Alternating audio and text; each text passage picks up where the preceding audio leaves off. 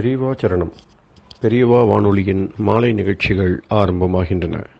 இன்றைய எமது நிகழ்ச்சிகள் நித்திய குரு பாதுகா பூஜா, ஸ்ரீ ரா கணபதி அவர்கள் எழுதிய புத்தகத்தின் ஒளிவடிவம், ஆன்மீக உரை, மகா பெரியவா மகிமை, உபன்யாசம். பெரியவா சரணம். பெரியவா சரணம். அடுத்த நிகழ்ச்சி நித்திய குரு பாதுகா பூஜை. शुक्लां भरदरं विष्णुं शशिवर्णं चतुर्भुजं प्रसन्नवदनं ध्यायेत् सर्वविघ्नोपशान्तये।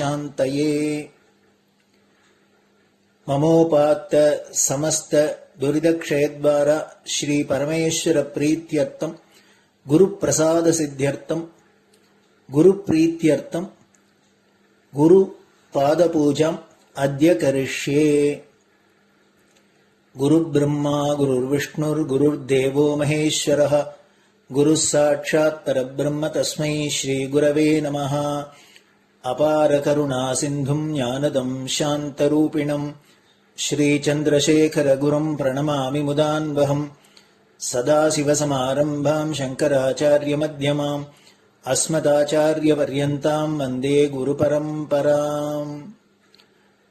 எல்லோரும் குருவை பெரிவாளை தியானம் பண்ணிண்டு அர்ச்சனை பண்ணுவோம். அஷ்டோத்திரம். பெரியவா அஷ்டோத்திரம் பல அஷ்டோத்திரங்கள் இருக்கு. அதுல எளிமையா சுலபமா எது இருக்கோ அதை நான் இப்ப சொல்றேன். எல்லோரும் இதை கேட்டுண்டே திருப்பி சொல்ல முடிஞ்சுவா சொல்லி சொல்லி பெரிவாளுக்கு பாதத்துல ஒவ்வொரு புஷ்பத்தை அர்ச்சனை பண்ணலாம். ओम श्री कांची कामकोटि पीठाधीश्वराय नमः. श्रीमत् चंद्रशेखरेन्द्र सरस्वती गुरुभ्यो नमः.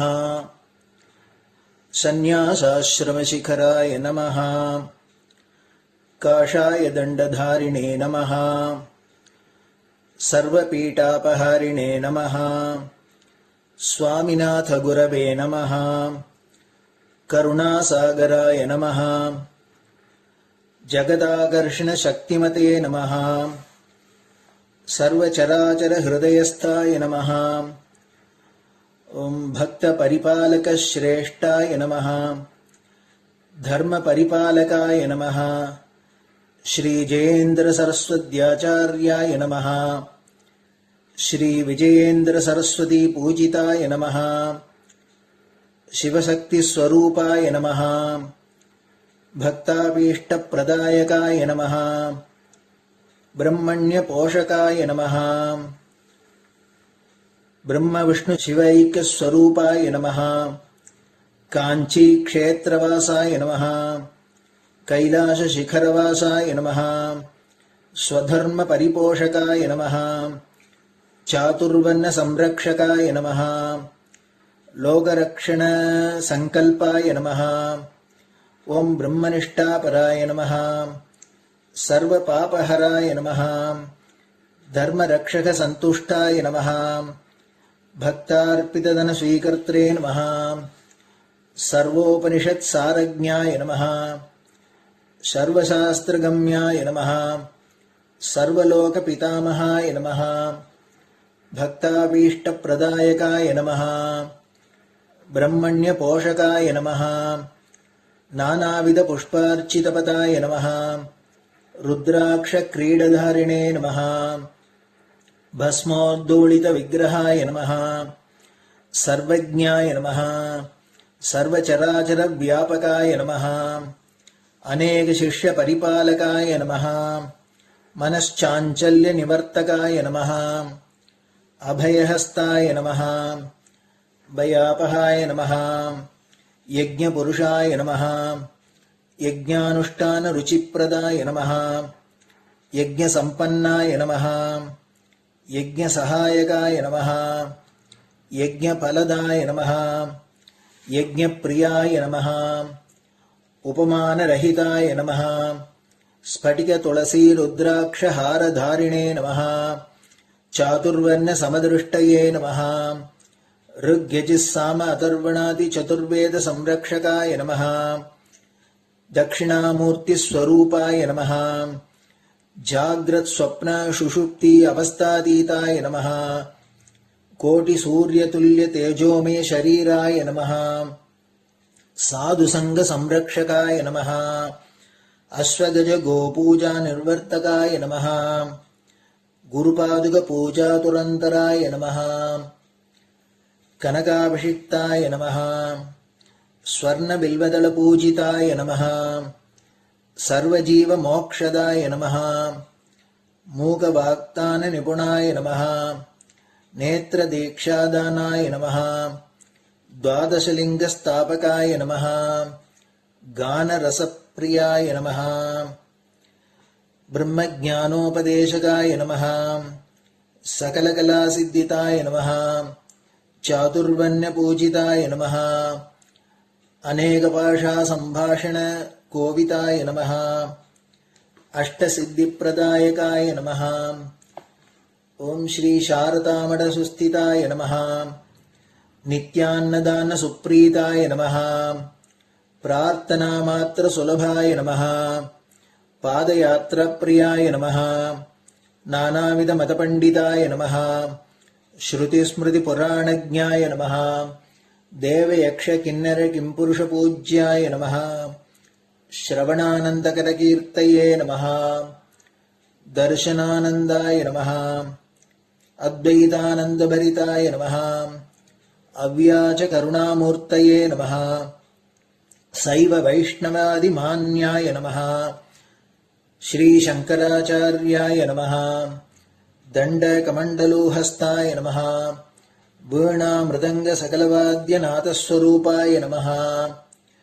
रामकथारसिकाय नमः वेदवेदाङ्ग आगमादिसकलकलासतस्प्रवर्तकाय नमः हृदयगुहाशयाय नमः शतरुद्रीयवर्णितस्वरूपाय नमः केदारेश्वरनाथाय नमः अविद्यानाशकाय नमः निष्कामकर्मोपदेशकाय नमः लघुभक्तिमार्गोपदेशकाय नमः लिङ्गस्वरूपाय नमः सालग्रामसूक्ष्मस्वरूपाय नमः कालड्यां शङ्करकीर्तिस्तम्भनिर्माणकर्त्रे नमः जितेन्द्रियाय नमः शरणागतवत्सलाय नमः श्रीशैलशिखरवासाय नमः डमरुकनादविनोदाय नमः वृषभारूढाय नमः दुर्मदनाशकाय नमः आभिचारिकदोषहर्त्रे नमः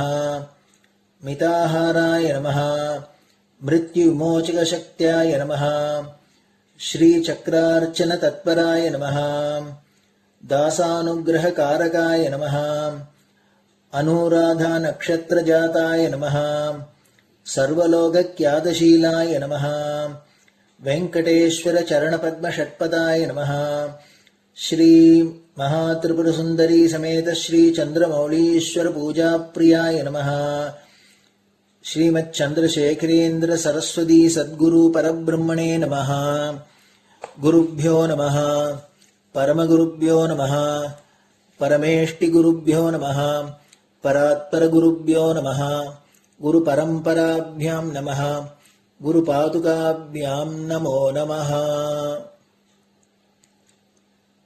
அடுத்தது ஊதுபத்தி இருந்தா அதை காமிச்சு தூபம், நெய் தீபம் இருந்தா காமிச்சு அதை நெய் தீபம் தீபம் காமிச்சுட்டு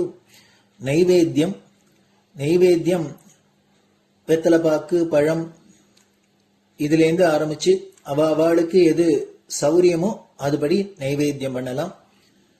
அதுக்கு அடுத்தது கற்பூர ஹாரத்தி பண்ணி எல்லோரும் பிரதட்சிண நமஸ்காரம் பண்ணி பெரியவாள்கிட்ட பிரார்த்தனை பண்ணிண்டு எல்லோரும் க்ஷேமமா இருக்கணும், லோகம் பரம மங்களமா சௌக்கியமா இருக்கணும், எல்லோரும் வியாதி வெக்க இல்லாத ஆயுராரோக்கிய ஐஸ்வர்யத்தோட சாந்தம் அமைதியோட ஞான வைராக்கியத்தோட எல்லோரும் நல்லவர்களாயிருந்து நன்மையை அடையணும்னு பிரார்த்தனை பண்ணி இந்த பூஜையை தினம் செய்யலாம்.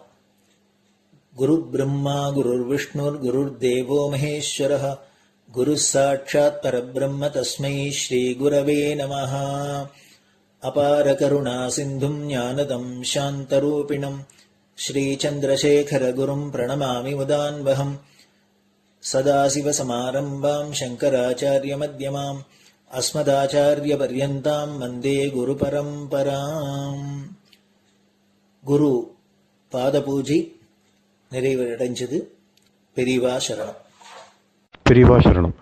பெரியவா வானொலியில் நேயர்கள் அடுத்து கேட்க இருப்பது ஸ்ரீ ரா கணபதி அவர்கள் எழுதிய புத்தகத்தின் ஒளி வடிவம். அளிப்பவர் ஸ்ரீமதி உமா சங்கர் அவர்கள். தேனினும் இனிய சொல்லான் தீச்சுடர் மேனி கொண்டான் ஊனுயிர்க்கு உயிரதான ஒன்றினைக் கலந்து நின்றான் ஏனினிக் கவலை நெஞ்சே இன்றுனக் அருள் செய்தான் இஞ்ஞானவான் காமகோட்டி நாதனை நம்புவோமே. ஜெய ஜெய சங்கர, ஹரஹர சங்கர. மகாபிரியவாளின் உபன்யாசங்களை ரா கணபதி அண்ணா தெய்வத்தின் குரல் என்ற பெயரில் 7 பாகங்களாக தொகுத்து அளித்ததின் 6ஆம் பாகத்தின் அடுத்த பகுதி அத்வைத்தம். அத்வைத்த சாதனை, மத சித்தாந்தங்களின் சாராம்சம். இந்த லோகத்துக்கெல்லாம் காரணமாக ஒரு பரம்பொருள் இருக்கிறது. நமக்கும் அதுதான் காரணம். நம்மை அதுதான் படைத்திருக்கிறது. நாம் அல்ப ஜீவாத்மா, அது மகத்தான பரமாத்மா. ஜீவாத்மாவாக உள்ள நாம் மறுபடி போய் அந்த பரமாத்மாவோடையே சேர்ந்து விட வேண்டும். அப்போதுதான் சம்சாரம், சுற்றி சுற்றி வரும் ஜனன மரண சுழல், கர்மா நம்மை படுத்தி எடுக்கும் பாடு, இந்த மனசின் ஓயாத உழப்பரிசல் எல்லாம் தீர்ந்து பேரின்ப நிலையை அடையலாம். சம்சாரச் சுழலிலிருந்து விடுபட்ட அந்த நிலைக்குத்தான் வீடு என்றும் மோட்சம் என்றும் பெயர். அதை அடைந்து விட்டால் அப்புறம் அழிவில்லாமல் சாவில்லாமல் சாஸ்வதமாக சாந்தி அனுபவிக்கலாம் என்று சொல்லவும், என்ன பண்ணினால் நாம் அப்படி போய் பரமாத்மாவை அடையலாம் என்று வழிகாட்டி கொடுக்கவுமே மதம் என்பது இருக்கிறது. ஒவ்வொரு மத சித்தாந்தமும் பரமாத்மாவுக்கு ஒவ்வொரு பெயர் கொடுத்திருக்கிறது. ஒன்று சிவன் என்கிறது, ஒன்று விஷ்ணு என்கிறது, சக்தி என்று இன்னொன்று சொல்கிறது.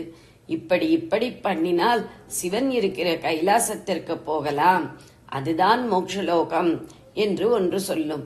இன்னொன்று விஷ்ணு இருக்கிற வைகுண்டம் தான் மோட்சலோகம், அதற்கு போய் சேர இன்னின்ன பண்ண வேண்டும் என்று சொல்லும். இப்படியே அம்பாள் இருக்கும் ஸ்ரீபுரம் என்பதுதான் மோட்சஸ்தானம். பிள்ளையார் இருக்கும் ஆனந்த புவனம் தான் மோட்சம். சுப்பிரமணிய சுவாமி இருக்கும் ஸ்கந்தகிரி தான் மோட்சம். ராமரும் கிருஷ்ணரும் கூட அவதாரம் முடிந்த பிறகு வைகுண்டம் போய் விஷ்ணுவிடம் ஐக்கியமாகிவிடவில்லை.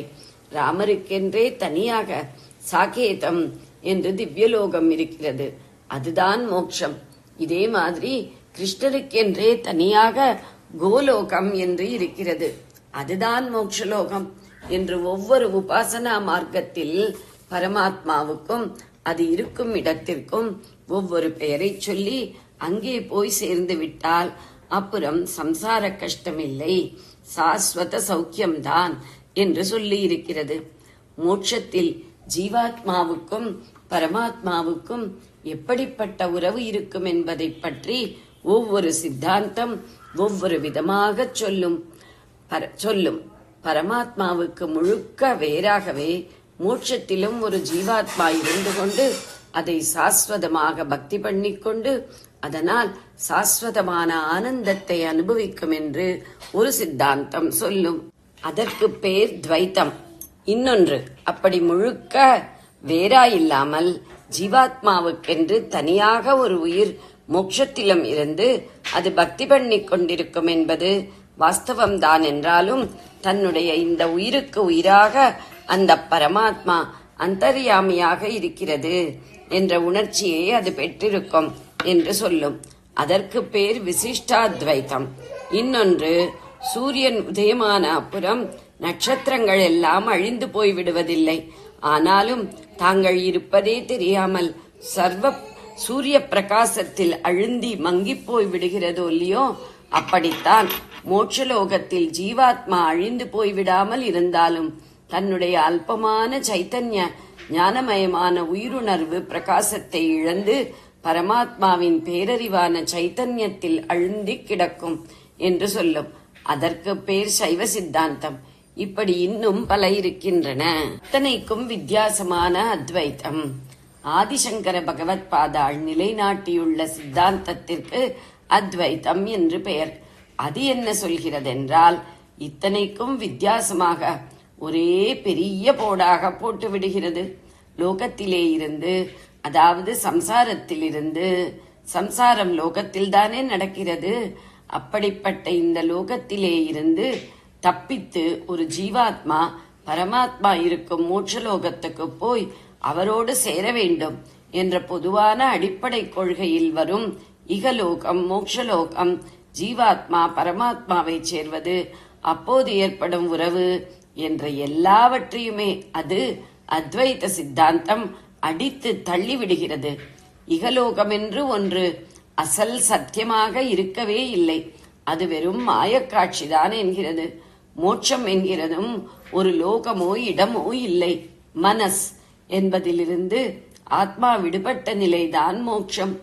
ஜீவனுக்கு தனித்தன்மையை கற்பிக்கும் அந்தக்கரணம் என்பதில் மனஸ், புத்தி, சித்தம், அகங்காரம் என்ற நான்கும் அடங்கும். ஆயினும் பொதுவில் மனத்தையே அந்தக்கரணம் என்று கூறும் வழக்கப்படிதான் ஸ்ரீசரணர்கள் இங்கு உரையாற்றியுள்ளார். அந்தக்கரணம் என்றும் இவ்வுரையில் பல இடங்களில் குறிப்பிட்டுள்ளதை காணலாம். சில இடங்களில் புத்தி என்றும் சித்தம் என்றும் அவர் கூறுவதும் இதுவே. சந்தர்ப்பத்தை பொறுத்து பொருள் கொள்ள வேண்டும். அது இங்கேயே இப்பவே சித்தித்தாலும் சித்திக்கும்.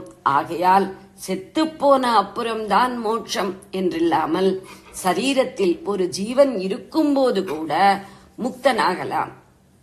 ஞானி என்று நாம் பார்க்கும் ஒருவன் நமக்கென்னவோ லோகத்தில் இருக்கிறார் போல தெரிந்தாலும் வாஸ்தவத்தில் அவன் மோட்சத்தில் தான் இருக்கிறான் என்கிறது. ஜீவாத்மாவும் பரமாத்மாவும் சேர்வது அப்போது அவர்களுக்குள் ஏற்படும் உறவு ஆகிய விஷயமாகவும் சேர்கிறது என்றே கிடையாது, உறவு என்றும் கிடையாது. 2 பேர் இருந்தால்தானே ஒருத்தர் மற்றவரோடு சேர்ந்து ஏதோ ஒரு உறவு ஏற்படுத்திக் கொள்ள முடியும். வாஸ்தவத்தில் ஜீவாத்மாவும் பரமாத்மாவும் 2 வெவ்வேறு ஆசாமிகளே இல்லை. இருக்கிறது ஒரே ஆத்மாதான். பிரம்மம் என்பது அதுதான். அது தனக்கு வேறாக எதுவுமில்லாத ஒன்றாக தான் தானாக இருக்கிற அனுபவத்தை தவிர ஒரு எண்ணமும் இல்லாமல் இருப்பது நிர்குண பிரம்மம் என்று அதனால்தான் சொல்வது. ஆனாலும் அந்த பிரம்மத்தின் ஆதாரத்தை கொண்டே அதே சமயத்தில் அந்த பிரம்மத்தையும் மறைப்பதாக ஒரு மாயா சக்திதான் லோகம் என்கிற ஜாலக் காட்சியை, மேஜிக் ஷோவை காட்டுகிறது. வெள்ளை ஸ்கிரீனின் ஆதாரத்தில் தானே சினிமா ஓடுகிறது. ஸ்கிரீன் இல்லாமல் அந்த காட்சி கிடையாதல்லவா? ஆனாலும் அந்த காட்சியே ஸ்கிரீன் தெரியாதபடி மறைத்தும் விடுகிறது. மறைந்தாலும் தன்மேல் ஓடுகிற காட்சி எதனாலும் பாதிக்கப்படாமல் ஸ்கிரீன் இருக்கிறபடியே இருந்து கொண்டிருக்கிறது. அப்படித்தான் பிரம்மத்தின் ஆதாரத்தில் லோகமாயா நாடகம் நடப்பதும். இதிலே கூடுதலாக ஒரு பெரிய ஆச்சரியம் என்னவென்றால், பிரம்மம் பிரம்மமாகவே ஒரு பக்கம் இருந்து கொண்டிருந்தாலும் இன்னொரு பக்கம் அதுவே மாயா சக்தியினால் தனித்தனி அந்தக்கரணங்களை பெற்று தனித்தனி ஜீவர்களாகவும் ஆகியிருக்கிறது.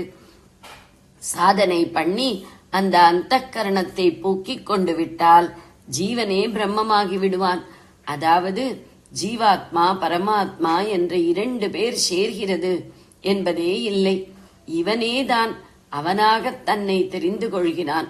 ஒருத்தனேதான் தன் நிஜமான ஸ்வரூபம் தெரியாத போது ஜீவன் என்று சொல்லப்படுகிறவனாகவும் தெரிந்தபோது பிரம்மமாகவும் இருப்பது. 2 வேறே ஆசாமிகளே இல்லை. மனஸ் என்கிற கட்டை போட்டுக் கொண்டிருந்ததால் ஜீவன் என்ற பெயரில் இருந்த பிரம்மம் அந்த கட்டை உதறிவிட்டு தான் தானாக இருப்பதில் யாரும் யாரோடும் சேரவில்லை. அங்கே ஒருவிதமான உறவும் இல்லை. நமக்கே நாம் என்ன உறவு? கட்டு அவிழ்ந்து விடுதலை கிடைப்பதுதான் மோட்சமாதலால் அதை மோட்ச லோகம் என்று இடத்தை சம்பந்தப்படுத்தி சொல்ல இடமே இல்லை. இப்படி அத்வைத்தம் ஒரே போடாக போட்டு விடுகிறது. மனசை கழற்றி போட்டுவிட்டால் நாமே பிரம்மம், இங்கேயே மோட்சம் என்றால் நமக்கு இத்தனை ஈஸியாக இப்பேற்பட்ட சித்தியா என்று ஆச்சரியமாயிருக்கிறது. நமக்கு மேலே பரமாத்மா என்று ஒருத்தர், அவருக்கு கீழேதான் நாம் என்று இருக்கிற நிலையையே பேரானந்தமான முடிவு நிலை என்று சொல்லி அதை அடைவதற்கும் எங்கேயோ எட்டாததாக இருக்கும் மோட்சலோகத்திற்கு போக வேண்டும் என்று மற்ற சித்தாந்தங்கள் சொல்வதாயிருக்க, நமக்கு மேலே ஒரு சுவாமி, அதற்கு கீழே நாம் என்றில்லாமல் நாமே சுவாமியாயிருக்கிற மகா மகா பேரானந்தத்தை முடிவு நிலையாக சொல்கிற அத்வைத்தமோ அதை அடைய எந்த எட்டாத லோகத்துக்கும் போக அவசியமில்லாமல் இங்கேயே அடையலாம் என்றும் சொல்கிறதே. எத்தனை சுலபமாக, எத்தனாம் பெரிய லாபம் என்று ஆச்சரியமாயிருக்கிறது. எளிதாக தோன்றினாலும் கடினமானது. ஆனால் பெரிய ஆனால் மனசை கழட்டிவிட்டால் தானே அந்த அத்வைத சித்தி. அப்படி கழட்டுவதுதான் மகா கஷ்டமாயிருக்கும். கழட்டிவிட்டால் உடனே பரம ஈஸியாக பிரம்மானந்த மோட்சம் என்பது வாஸ்தவம். ஆனால் கழற்றுவது தொளதொளாவென்று சட்டை போட்டுக் கொண்டிருந்தால் சுலபமாக கழற்றி போட்டு விடலாம். இறுக்கமாக இருந்தால் சிரமம்தான்.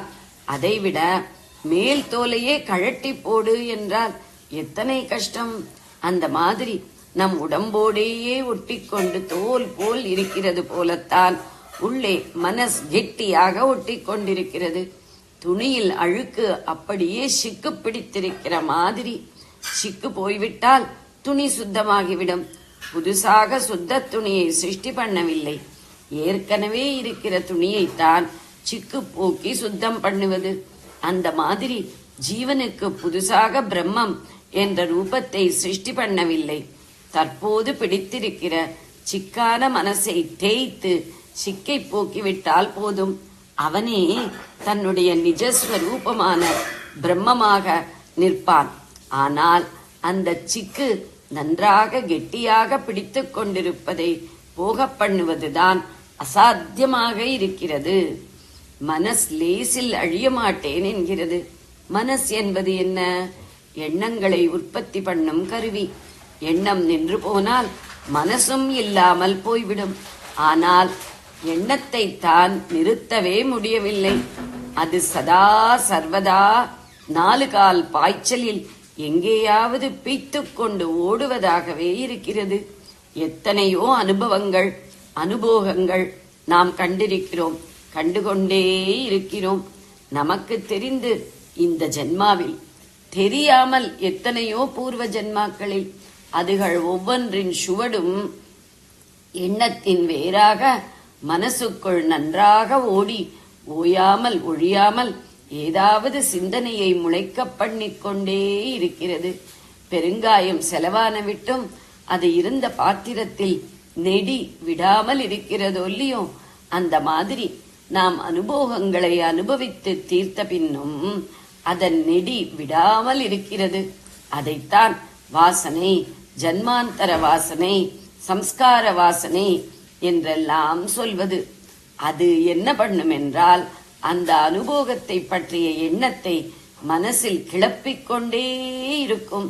அதை மறுபடி அடைந்து அனுபவிக்க என்ன வழி என்று மனசை பிளான் போட வைத்துக் கொண்டே இருக்கும். இந்த நெடி அடங்கினால்தான் வாசனாக்ஷயம் என்பது இதுதான். மனஸ் நின்று போகும். நின்று போகும் என்றால் முடிந்து போகும் என்று அர்த்தம். ஓடுகிற ஒன்று நிற்குமானால் அதுதானே ஓட்டத்திற்கு முடிவு. ஜலப்பிரவாகம் ஓடிக்கொண்டே இருக்கும் ஒன்று. அணை போட்டு ஜலத்தை நிறுத்துகிறோம் என்றால், நின்று போகும்படி செய்கிறோம் என்றால் அப்போது ஓட்டம் முடிந்து விடுகிறதோ இல்லையோ. அப்படித்தான் சதா ஓடிக்கொண்டே இருக்கும் மனஸ் நின்றது என்றால் அது முடிந்து போய்விட்டதென்று அர்த்தம். ஒரே விஷயத்தில் மனஸ் நிற்பது வேறு, இப்போது நான் சொல்கிற நிற்பது வேறு. ஒரே விஷயத்தில் மனசு நிற்கும் போது மனசில் பூராவாக அந்த விஷயமே வியாபித்துக் கொண்டிருக்கும். வேறே எந்த விஷயமும் அப்போது மனசில் முளைக்காது. அப்படி மனசை ஒன்றிலேயே நிறுத்துவதும் மகா கஷ்டம்தான். மனசை இல்லாமல் பண்ணி முடித்து விடுகிற நிறுத்தலுக்கு முந்தினபடி இப்படி அதை ஒன்றிலேயே நிறுத்துவதுதான். ஒரு குரூரமான மிருகம் நாலா திசையிலும் பாய்ச்சி காட்டி ஓடிக்கொண்டே இருக்கிற வரையில் அதை எப்படி குறிவைத்து ஷூட் பண்ண முடியும்? அது ஒரு இடத்தில் நிற்கும்படி பண்ணினால் அப்போது ஷூட் பண்ணி விடலாம் அல்லவா? அப்படி நானா திசைகளில் சிந்தனைகளில் ஓடிக்கொண்டிருக்கும் மனசை ஒரே விஷயத்தில் நிறுத்தினால்தான் ஷூட் பண்ண முடியும். இப்படி ஒரே விஷயத்தில் நிற்கிற போது மனசு என்பதே இல்லாமல் போய்விடவில்லை. அது இருக்கிறது. ஆனால் பல எண்ணங்களில் வாய் வைப்பதாக இல்லாமல் ஒரே எண்ணத்தில் தன்மயமாகி இருக்கும். நான் சொல்கிற மனசின் அழிவாகிய நின்று போதலுக்கு இது பூர்வாங்கம். இதற்கு அப்புறம் மனசே இல்லாமல் போய்விட வேண்டும். அப்போதுதான் ஆத்ம சாட்சா்காரம் உண்டாகும். அதாவது ஜீவபாவம் போய் தான் பிரம்மமே என்பது தெரியும். ஆனால் இப்படி ஒன்றிலேயே மனசை நிறுத்துவது, அப்புறம் ஒன்று என்ற எண்ண வேரையும் பிடுங்கி போட்டுவிட்டு மனசையே சமூலம் வேரோடு அழிப்பது என்றால் என்ன பிரம்ம பிரயத்தனம் பண்ணினாலும் முடியுமா என்றிருக்கிறது. காரணம் அநாத்ய வித்யா வாசனையா பிரவர்த்தமானே என்று சொன்னபடி மகா சங்கல்பத்தில் வரும் சொற்றொடர். எப்போது ஆரம்பித்தது என்றே சொல்ல முடியாத காலத்திலிருந்து ஜன்ம ஜன்மாவாக மனசு துணியின் மேலே ஏறிவிட்ட அஞ்ஞான வாசனை சிக்கு அத்தனை தடிப்பாக ஆகியிருப்பதுதான். ஜெய ஜெய சங்கர, ஹர ஹர சங்கர. பெரியவா சரணம். இந்நிகழ்ச்சியின் அடுத்த பகுதி நாளை மாலை இதே நேரத்தில் ஒளிபரப்பாகும். பெரியவா சரணம். பெரியவா சரணம். பெரியவா வானொலியில் நேயர்கள் அடுத்து கேட்க இருப்பது திரு கவிக்கண்ணன் அவர்களின் ஆன்மீக உரை. பெரியவா சரணம். ராம் ராம். ஸ்ரீ குருப்யோ நமஹ. ஜெய ஜெய சங்கர, ஹர ஹர சங்கர. பெரியவா வானொலி நேயர்கள் அனைவருக்கும், மகா பெரியவாவுடைய பக்தர்கள் அனைவருக்கும் அடியேன் கவிக்கண்ணனின் அன்பு கலந்த நல்வாழ்த்துக்கள். ஜெய ஜெய சங்கர, ஹர ஹர சங்கர. ஸ்ரீ குருப்யோ நம. நம்ம பெரியவா ஏதாவது ஒன்று சொன்னான்னா அதுக்கு பல காரணங்கள் இருக்கும். நம்ம எல்லாரும் அவர் காலில் போய் விழுந்து அவர்கிட்ட ஆசீர்வாதம் வாங்கிட்டு அவர்கிட்ட அறிவுரை கேட்டுன்னு வரோம். ஆனா எத்தனை பேர் நம்ம சொன்னதை அப்படியே ஃபாலோ பண்றோம்? அங்கதான் பிரச்சனையே வருது. கொஞ்ச நாளைக்கு செய்வோம், அப்புறம் விட்டுடுவோம். அப்புறம் சரி, இதை விட எவ்வளோ பார்த்தாச்சு, எவ்வளோ செஞ்சாச்சு, இதுக்கெல்லாம் பலன் இல்லாத இப்பதானே இருக்க போறது அப்படின்னு கொஞ்சம் அசிரத்தையா இருந்துடுவோம். அப்புறம் யாராவது அப்பப்ப ஞாபகப்படுத்தினா செய்வோம், இல்லைன்னா செய்ய மாட்டோம். இப்படிலாம் இருந்தா என்ன பிரயோஜனம் இல்லையா? ஆனா நம்ம என்ன பண்ணணும்னா, அவர்கிட்ட உன்னோட சந்நிதி தான் சரணம் அப்படின்னு அடைஞ்சுட்டா அவர் சொன்னது அப்படியே கேட்கணும். அவரோட ஆசையை நமக்கு துணையா இருந்துட்டுன்னா நமக்கு எந்த குறையும் இல்லை. அவருடைய தாழ பணிபவர்களுக்கு உயர்வை தவிர வேற ஒன்றும் கிடையாது அப்படின்றத நம்ம புரிஞ்சுக்கணும். அதுல ஒரு நம்பிக்கை நமக்கு வரணும். நமக்கு இந்த பொன்னாளா இந்த வாழ்வு என்னைக்கும் பொலிவோடு இருக்கணும். நம்ம கெடுதல் பண்ணவாளா இருந்தாலும் அவளுக்கு நாம நல்லதையே பண்ணணும். எல்லா நாளும் நல்ல நாளா இருந்து நாமளும் எல்லாருக்கும் நல்லதையே செஞ்சுட்டு இருந்தோம்னா நமக்கும் நல்லதே கிடைக்கும். என்னென்னைக்கும் அவர் நமக்கு இதற்கு அருள் பொழிந்து கொண்டு இணையில்லாத சத்குருவாக இருக்கிறார் இல்லையா? அப்பேற்பட்ட மகான ஒரு சின்ன துதியோட நம்ம இன்றைய கருணை மாமுகில் காஞ்சி மகான் அதனுடைய அடுத்த பகுதியை பார்க்கறதுக்கு இருக்கோம். சந்நிதி தன்னை நான் சரணென அடைந்தேன், சந்திரசேகர சங்கர குருவே உன் சந்நிதி தன்னை நான் சரணென அடைந்தேன். சந்திரசேகர சங்கர குருவே நின் சந்நிதி தன்னை நான் சரணென அடைந்தேன்.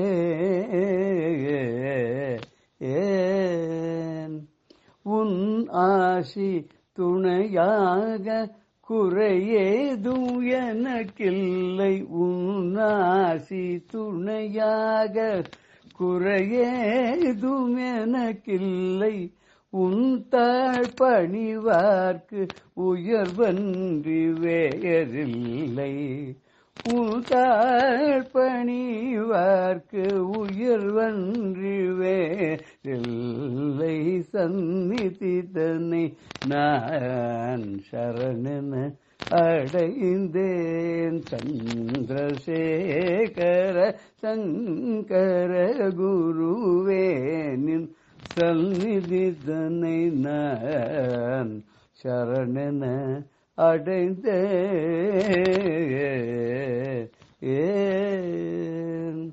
பொன்னாளாய் வாழ்வு பொலிவுடனே விளங்கிடவும் இன்னா செய்தார்க்கும் ஏற்ற நலம் புரிந்திடவும். பொன்னாளாய் வாழ்வு பொலிவுடனே விளங்கிடவும் இன்னா செய்தார்க்கும் ஏற்ற நலம் புரிந்திடவும்.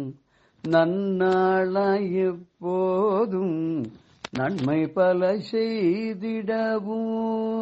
நன்னாளாய் எப்போதும் நன்மை பல செய்திடவும். எந்நாளும் அருள் பொழியும் இணையில்லா சத்குருவே. எந்நாளும் அருள் பொழியும் இணையில்லா சத்குருவே நின் சந்நிதி தன்னை நான் சரணென அடைந்தேன்.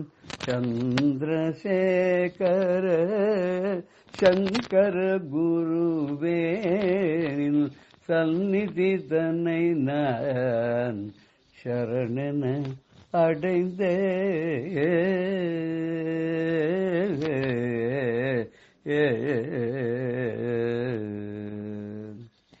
இப்படி மகாபெரிவாளுடைய பாதங்களையே சரணென்று அடைந்த ஒரு தம்பதிகள் அவ வாழ்க்கையில் நடந்த ஒரு சின்ன நிகழ்ச்சியை நம்ம இப்ப பார்க்க போறோம். பெரியவா கிட்டத்தட்ட 90 வயசுக்கு மேல நடந்தே இங்கிருந்து மகாராஷ்டிரா வரைக்கும் போயிட்டா. சத்தாரால போய் அங்க முகாமிட்டு இருந்தா. அங்கேயும் விடல. எல்லாரும் போய் மகாகாங் சத்தாரான்னு எல்லா இடத்துக்கும் இத்தனைக்கும் நடந்தே போயிருக்காரு 90 வயசுல. அந்த 90 வயசுல அவரோட நடைக்கு ஈடு கொடுத்து மற்றவெல்லாம் நடக்க முடியாது இருந்தாலும் எல்லாரும் போயிருக்கா. சில பேர் ரொம்ப அடுத்த தொண்டர்களோட போயிருக்கா. போன இடத்துல நிறைய பேர் எல்லாரும் போய் அவரை தரிசனம் பண்ணிருக்கா. அப்படி ஒரு தம்பதிகள் பெரியவாளை தரிசிக்கிறதுக்கு போனா. அப்ப பெரியவா என்ன சொல்றாருன்னா, ஒரு ஸ்தோத்திர புஸ்தகம் அங்க இருந்திருக்கு. அதை எடுத்து கையில கொடுத்து இந்த புஸ்தகத்தை தினமும் படிங்கோ அப்படின்னு சொல்லி சமிக்கை பண்ண. அன்னைக்கு பெரியவா பேச மாட்டா போல் இருக்கு. அன்னைக்கு ஃபுல்லா மௌனமா இருந்திருப்பா நினைக்கிறேன். இருந்தால் இவாளுக்கு பார்த்த உடனே இன்னும் அந்த புஸ்தகத்தை கொடுக்கணும்னு அவருக்கு தோணிருக்கு. கொடுத்துட்டு இதை எடுத்துன்னு போ அப்படின்னு கை காமிச்சிருக்கார். இதை தினம் படி அப்படின்னு சொல்லிருக்கார். இப்ப அதை வாங்கிட்டு வீட்டுக்கு வந்துட்டா. வந்தப்புறம் என்ன பண்ணாங்கன்னு ஒரு 10-15 நாளைக்கு ஹஸ்பண்ட் அண்ட் ஒய்ஃப் 2 பேரும் அழகா அதை ஸ்ரத்தையா படிச்சிருக்கா. அதுக்கப்புறம் கொஞ்சம் கொஞ்சமா அந்த எஜமானர் நிறுத்திவிட்டார் படிக்கிறத. அந்த அம்மா மாத்திரம் தொடர்ந்து பாராயணம் பண்ணிட்டு வந்துட்டே இருந்திருக்கா. அவளுக்கு ஒரு பொண்ணு கல்யாணத்துக்கு இருக்கா. அந்த கல்யாணத்துக்கு அவ வரன் தேடத்துக்கு ஆரம்பிச்சா என்னவோ எந்த வரனுமே செட் ஆகாத இருக்கு. ஒன்னும் சகோத்திரமா அமைஞ்சு போயிடுது, இல்லைன்னா இவ எதிர்பார்த்த அளவுக்கு படிப்பு உள்ளவராகவோ இல்ல ஒரு நல்ல குடும்பத்தை சேர்ந்தவராகவோ நல்ல உத்தியோகத்துல செட்டில் ஆனவாரோ எந்த மாப்பிள்ளையும் கிடைக்கல. வரது கிட்டி முட்டி போனா ரொம்ப கிட்ட போச்சு அது செட்டில் ஆயிடும் நினைக்கும் போது அது தடங்கலாகி நின்று போயிடுது. என்ன பண்றதுன்னு தெரியல. உடனே என்ன பண்ணா, இவாளுக்குன்னு ஒரு ஆஸ்தான ஜோசியர்னு ஒருத்தர் இருப்பா இல்லையா. நம்ம எப்பவுமே என்ன பண்ணுவோம், ஏதாவதுனா உடனே கஷ்டம்னா உடனே ஜோசியர்கிட்ட போவோம், இல்லைன்னா கோவிலுக்கு போவோம், இல்லைன்னா சுவாமிகள்கிட்ட போவோம். இதே நம்ம பண்ணுவோம் இல்லையா. அது மாதிரி இவாளுக்கு ஒரு ஆஸ்தான ஜோசியர், ரொம்ப அவருக்கு ரொம்ப பிரபலமானவராகவும் இருந்திருப்பார். அவரை போய் பார்த்து இந்த மாதிரி பொண்ணுக்கு வரலாம் தட்டி தட்டி போறதே என்ன பண்றதுன்னு. அப்ப அவர் என்ன பண்ணாருனாக்கா, எல்லாம் அப்படி பார்த்து கணக்கெல்லாம் பார்த்துட்டு, உங்களுக்கு ஜாதகத்துல ஒரு குழந்தைக்கு சிவாபராதம் இருக்கிற மாதிரி எனக்கு தெரியறது, அதனால அதான் வர்றதெல்லாம் தடங்களாய் அப்படியே போயின்னு இருக்கு. நான் என்ன சொல்றேன்னாக்கா, ஒரு சிவன் மேல ஒரு புஸ்தகம் ஒண்ணு இருக்கு, சிவ மகிமா ஸ்தோத்திரம்னு. அந்த சிவ மகிமா ஸ்தோத்திரத்தை அதை கொஞ்சம் எடுத்து நீங்க படிக்க ஆரம்பிங்க. படிச்சேன்னா ஒரு 40 நாள்ல உங்களுக்கு அதை பாராயணம் பண்ணா அதுக்கு உங்களுக்கு பலன் கிடைக்கும். அப்பதான் அவருக்கு ஞாபகம் வந்தது, ஆமா ஒரு வருஷம் முன்னாடி பெரியவாளை போய் தரிசனம் பண்ண போன போது இந்த புஸ்தகம் தானே கொடுத்தார, சிவமகிமா ஸ்தோத்திரம்னு. நம்ம படிக்கிறதே பாதியிலேயே நிறுத்திட்டோமே. அடாடாடாடா, பெரியவா இதை தெரிஞ்சுட்டு இந்த மாதிரி தடங்கள் வரும், அதை நிவர்த்தி பண்ணணும்ன்றதுக்காக தான் நமக்கு அன்னைக்கே அந்த புஸ்தகத்தை கொடுத்து படிக்க சொல்லிருக்கா. நாம தான் அதை கொஞ்சம் கூட புரிஞ்சுக்காத, அந்த சூச்சகமா அவர் சொன்னதை தெரிஞ்சுக்காத சிவ அபராதம் பண்ணதோட இல்ல, நம்ம பெரியவாளுக்கும் அபராதம் பண்ணிட்டோம். அவர் சொன்ன ஆணையை மீறி அபச்சாரம் செய்து அந்த புஸ்தகத்தை படிக்காத விட்டுட்டோமே அப்படின்னு சொல்லிட்டு திருப்பி மறுபடியும் அந்த புஸ்தகத்தை படிக்க ஆரம்பிச்சோன்னு கொஞ்ச நாள்லயே அந்த பெரியவாளுடைய கருணையும் அவர் முன்கூட்டியே சூச்சகமா தனக்கு அறிவூட்டதையும் நினைத்து வருந்தி அந்த கருணை முகிலுக்கு மனதார தன்னுடைய தவற்றை உணர்ந்து வருந்தி மன்னிப்பு கேட்டு மறுபடியும் இதை படிக்க ஆரம்பிச்ச உடனே கூடிய சீக்கிரத்திலேயே அவ பொண்ணுக்கு ஒரு நல்ல வரன் தேர்ந்தது. அருமையான வரன் செட்டிலும் ஆச்சு. இவாளும் நேர பெரியவா கிட்ட போய் இந்த மாதிரி குழந்தைக்கு வரன் செட்டில் ஆயிடுத்துங்கிறதையும் சொல்லி தான் பண்ண தவறையும் சொல்லி மன்னிப்பு கேட்டாலாம். இந்த மாதிரி பெரியவா இந்த மாதிரி கொடுத்திருந்தேன், கொஞ்ச நாளைக்கு நான் படிக்கிறத நிறுத்திவிட்டேன், அப்புறம் மறுபடியும் படிக்க ஆரம்பிச்சேன். இப்ப பெரியவாளுடைய அனுகிரகத்துல கருணையில மறுபடியும் எங்களுடைய முயற்சி வீணாகாம ஒரு நல்ல வரனா கிடைச்சிடுத்து. நிச்சயம் பண்றதுக்கு ஏற்பாடெல்லாம் பண்ணிட்டு வந்திருக்கேன். பெரியவா அனுகிரகம் பண்ணி ஆசி வழங்கணும் அப்படின்னு கேட்டு நமஸ்காரம் பண்ண உடனே பெரியவா அப்படி ஒரு பார்வை பார்த்துட்டு, அந்த பார்வையிலே பல அர்த்தம் இருந்துதான். அப்பவே சொன்னேன், உனக்கு தான் லட்சியம் இல்லாத விட்டுட்டே, நீ இப்ப பார் திருப்பி அதையே தான் படிக்கும்படியா ஆயிடுத்து, சரி போயிட்டு வா எல்லாம் நடக்கும் அப்படிங்கிற மாதிரி பிரசாதத்தை கையில கொடுத்து கை காமிச்சு ஆசீர்வாதம் பண்ணி எல்லாம் நன்னா நடக்கட்டும், போயிட்டு வா அத்வீயமா நடக்கட்டும் அப்படியே ஆசீர்வாதம் பண்ணி அப்படி கருணை மிகுந்த ஒரு பார்வையை அப்படியே பார்த்து கருணைமா முகிலோனும் கருணை மழையை பொழிந்து அமிச்சாராம். கல்யாணமும் ரொம்ப விமர்சையா நடந்துதான். நாமளும் அந்த மாதிரி பெரியவாகிட்ட ஒரு பக்தி ஸ்ரத்தையோட ஒரு நம்பிக்கையோட அவர் அணுகினோம்னா பிரார்த்தனை பண்ணோம்னா நம்முடைய பிரார்த்தனைகளையும் கைகூட வைப்பார் என்பது பரம நிச்சயம், கண்டிப்பா நடக்கும் என்று சொல்லி ஜெய ஜெய சங்கர ஹர ஹர சங்கர ஸ்ரீ குருபியோ நமஹ. ராம் ராம். பெரியவா சரணம். இந்நிகழ்ச்சியின் அடுத்த பகுதி நாளை மாலை இதே நேரத்தில் ஒளிபரப்பாகும். பெரியவா சரணம். பெரியவா சரணம். அடுத்த நிகழ்ச்சி மகா பெரியவா மகிமை உபன்யாசம். வழங்குபவர் பிரம்மஸ்ரீ கணேச சர்மா அவர்கள். அபார கருணா சிந்தும் ஞானதம் சாந்தரூபிணம் ஸ்ரீ சந்திரசேகர குரும் பிரணமாமி முதான்வகம். காஞ்சி மகாபெரிவா தேனம்பாக்கம், கலவை, காஞ்சிபுரம் முதலான இடத்துல 1969 78 வருஷம் வரைக்கும் இருந்துட்டா. அப்படி தேனம்பாக்கத்தில் இருக்கிறதே பல நிகழ்ச்சிகள், பல பேர் தரிசனம் பண்ணியிருக்கா. பாரத பிரதமராக இந்த இந்திரா காந்தி அங்கே தான் தரிசனம் பண்ணிட்டா பெரியவாளை. அதே போல இன்னும் பல பேர்லாம் விஐபிக்கள்லாம் தரிசனம் பண்ணியிருக்கா. நித்தியம் ஜனங்கள்லாம் வருது போகிறது, ஜனங்கள் வருது போகிறது, இப்படியே தான் இருக்கும். அதாவது பெரியவா ஒதுங்கி இருந்தா கூட, மௌனமா இருந்தா கூட, எல்லாத்தையும் விட்டு விலகி இருந்தா கூட உலகம் அவரை தனியா இருக்க விடல, அவரை விலகி இருக்க விடல. எல்லாரும் அவர் எங்க இருந்தாலும், எந்த காட்டிலையும் மேட்லையும் எங்கே போய் இருந்தாலும் அங்க போய் தரிசனம் பண்றது. அவ பேசவே மாட்டா, பேசாத மௌன குருவா தட்சிணாமூர்த்தி மாதிரி இருந்தா. அப்ப கூட அவளை தரிசனமே போறோம். அங்க ஒன்றும் போய் பேசி கீசி இனிமே சந்தேகத்தை சொல்லி விளக்கம் தீர்த்துக்கணும் அது மாதிரிலாம் கிடையாது. பல பேர் மேல்நாட்டு அறிஞர்கள்லாம் வந்திருக்கா. பெரியவாள்கிட்ட பல சந்தேகங்கள் கேட்கணும் அப்படின்னா நோட்ல புக்கு முழுக்கணும் எழுதின வந்தவாள்லாம் உண்டு. அப்படி வந்தவா எல்லாரும் என்ன பண்ணுவான்னா, முதல்ல சந்தேகம் கேட்கணும் அப்படின்ட்டு வருவா. அப்புறம் பெரியவாள்கிட்ட அங்கே உட்காந்து தரிசனம் பண்ணுறதை பார்த்துட்டு பெரியவாளை பார்த்து போனதுக்கு அப்புறம் அவளும் பிசாத உட்காந்துப்பா, இவரும் பிசாத உட்காந்துப்பார். மணிக்கணக்காக உட்காந்துப்பா. அவள் பாட்டுக்கு ஏந்துன்னு போவா. என்ன ஏதோ சந்தேகம் எல்லாம் கேட்கணும்னு இல்லையோ ஒன்றும் கேட்கலையே அப்படின்னா, கேட்கணும்னு தான் நினச்சின்னு வந்தோம். ஆனால் பெரியவாளை பார்த்ததுக்கு அப்புறம் ஒரு சந்தேகமும் இல்லை அப்படின்னு. அப்போது ஒரு பையன் வந்து நின்றுனர். ஒரு வெளிநாட்டுக்காரர், ஆஸ்திரேலியாவிலேருந்து வந்திருக்கார். பெரியவா கிட்ட அவர் யாரு, எங்கேருந்து வந்திருக்க, எதுக்கு இங்கே வந்திருக்கான் கேளு, என்ன வேணும் கேளு அப்படின்னு. அந்த பையன்கிட்ட கேட்க சொன்னான், நீ எந்த ஊர்லேருந்து இப்போ வந்திருக்க, எதுக்கு என்ன வேணும் அப்படின்னு. அவர் சொன்னார், நான் ஆஸ்திரேலியாவில் இருக்கேன், என்னோட நேட்டிவ். ஆனால் நான் உலகத்தில் பல இடங்களுக்கு போயிருக்கேன். நான் ஃபிலாசபியில் தத்துவங்களில் ஆராய்ச்சி பண்ணிட்டு இருக்கேன், ரிசர்ச் பண்ணுறேன். அவர் ஒரு ரிசர்ச் ஸ்காலர். ஃபிலாசபியில் பல சித்தாந்தங்கள் இருக்குது.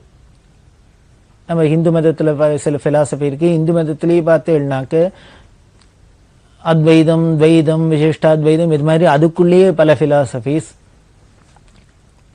இன்னும் ஏதோ கிறிஸ்தவ மதம் இருக்குது, இஸ்லாமிய மதம் இருக்குது, பௌத்த மதம் இருக்குது. இப்படி பல மதங்கள் இருக்குது. பல மதங்களையும் பல மத குருமார்கள்லாம் பலவிதமான சித்தாந்தமாக சொல்கிறா. இப்படி பார்த்தா நமக்கு கன்ஃபியூசிங்காக இருக்குது. இதில் நிஜமாவே ஏதோ ஒன்று தானே சத்தியமாக இருக்க முடியும், உண்மையாக இருக்க முடியும்.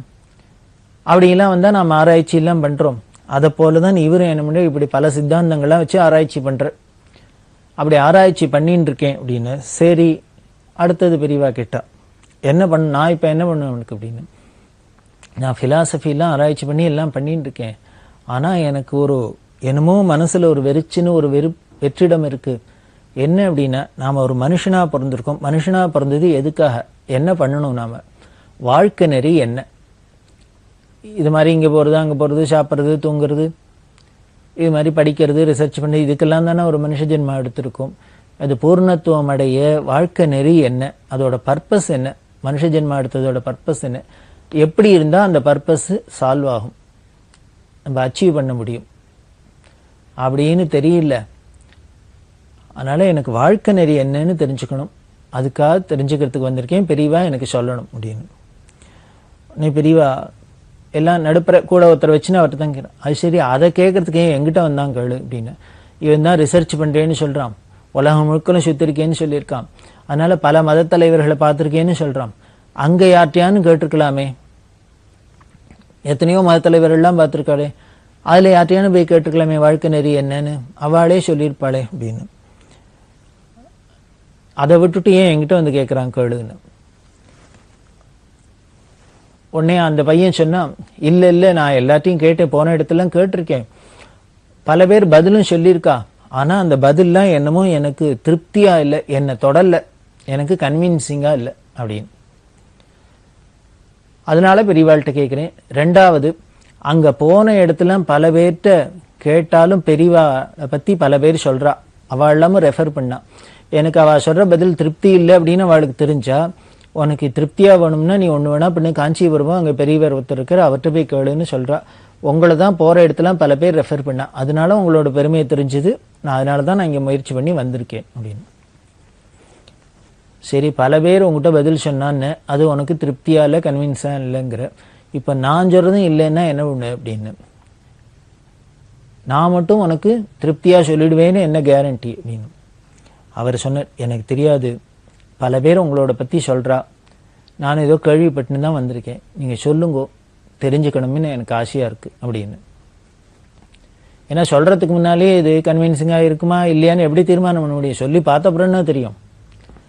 இந்த பையனை மாதிரி சொன்னேன்னா பக்கத்தில் இருக்கிற வித்வான்கள்லாம் இருக்கா இல்லையா, அதில் எல்லோரும் படித்தவாள் இல்லையோ, அவளுக்கெல்லாம் ஒரு ஆர்வம் வந்தது. ஏன்னா இது ரொம்ப முக்கியமானது, இந்த பையனுக்கு மட்டும் இல்லை, நம்ம மனுஷனாக பிறந்த எல்லாருக்குமே நம்ம வாழ்க்கை நெறி என்னன்னு அவசியம் தெரிஞ்சுக்கணும். அப்படி தெரிஞ்சுனா தானே அந்த வழியை நாம் அடையிறதுக்கு நாம் முயற்சி பண்ணுவோம், அந்த வழியில் போய் அந்த கோலை அடைய முடியும்.